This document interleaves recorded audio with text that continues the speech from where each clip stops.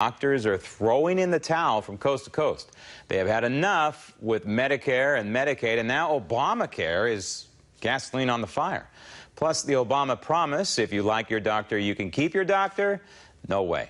It's not going to happen for millions and millions of Americans. In fact, doctors from Nevada, for example, have been warning against Obamacare for years. And now, guess what? Their warnings are turning into reality. The pay cuts become unsustainable when you can't pay your office staff. So people have to recognize that the fees that doctors are paid for medical care are not fees that the doctor gets to fold up and put in his or her front pocket and take home. These are the gross revenues of a small business. So the overhead would include the office rent, all the office equipment, all of the employees in the office, including their health insurance coverage, and coverage for other aspects of them like unemployment insurance, things of that nature. And it's a comprehensive small business that is involved with running a doctor's practice. The idea of individually mandating that people have to do something, whether it's a tax or a commerce clause or whatever, that really bothers me more than anything else. Obviously, as a healthcare professional, I'm deeply concerned because it's really going to reduce the access. Obamacare cuts have hit United Health, and now it expects its network of physicians to shrink. Another piece of Obamacare fallout. So, what will happen if the pool of potential patients increases while the number of doctors decreases? Joining me now, Obamacare expert and private medicine advocate Patricia Newman. What's happening here, to me, it appears, is that the government is putting the squeeze on Medicare, Medicare Advantage as well, for an express purpose to eventually eliminate it? Yes, that's the original plan. I mean, this is not the first time this happens, by the way. The last time they put funding cuts to what used to be Medicare Plus Choice, back in 1997, the same thing happened, and it's amazing that these people in the government don't learn. They started shrinking the networks in an effort to cut the cost while decreasing the funding, increasing regulations, and they're doing it all over again.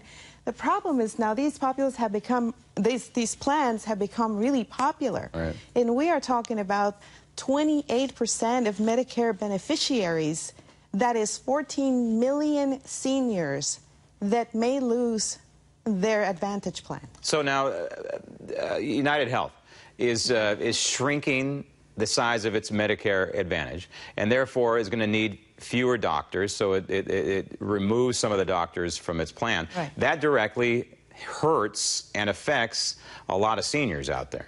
Right.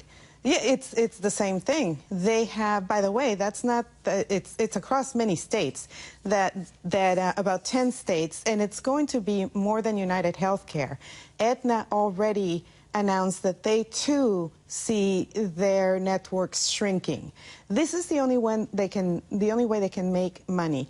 With Obamacare, they're going to be taxed $220 per member they have annually.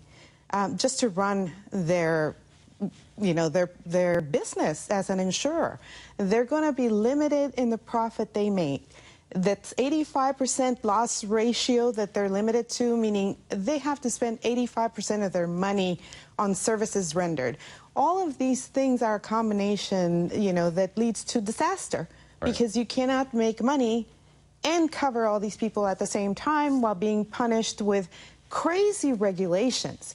The HMO market is now experiencing regulations like you have to call your patient back. These are regulations imposed both on the insurance company and the providers, where if a patient calls you, you have to call them back within 30 minutes.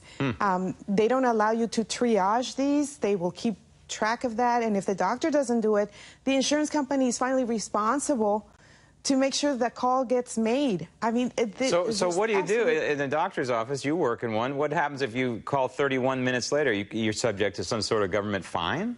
Well, if the patient complains, wow, yes, they can go directly to the medical board and complain about you for not following managed care rules. Unbelievable. So what about these seniors in Medicare Advantage? And what choices do they have now if they're losing their physician because of all these cutbacks, because it's being squeezed here? Are they being funneled back into Medicare itself? Yes, that's what will happen. What will happen is they're going to be forced back into the fee-for-service. You know, that's the traditional Medicare plan. The problem with that is historically we have seen that every time the private industry that has tried to manage Medicare lives is cut out of the equation, the patients turn right back to Medicare, and then Medicare experiences gazillions of dollars in losses because now they have all these new claims that they have to pay for.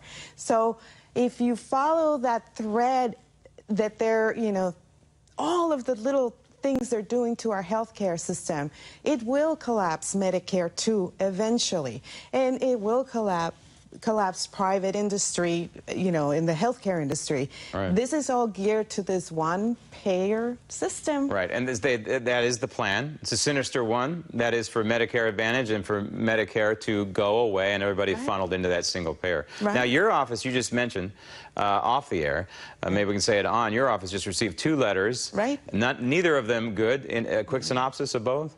Both were from Medicare Advantage Plans. One letting us know that in the county where we practice, all hospitals are losing the contract for this huge insurance company, and they're going to all the patients are going to be shifted to UCSD for their hospital services. That's everybody in the county is going to end up in one hospital. Wow. And the other one was to tell us that the plan, this was a senior plan also, was pulling out. And so those patients, it had to be notified that we were going to be no longer a part of the network because their plan is leaving the area. And this is Medicare Advantage. So again, those seniors that are going to be getting this notice are going to be funneled into Medicare whether they like it or not, probably. Or they can go on to the Obamacare exchanges. Right.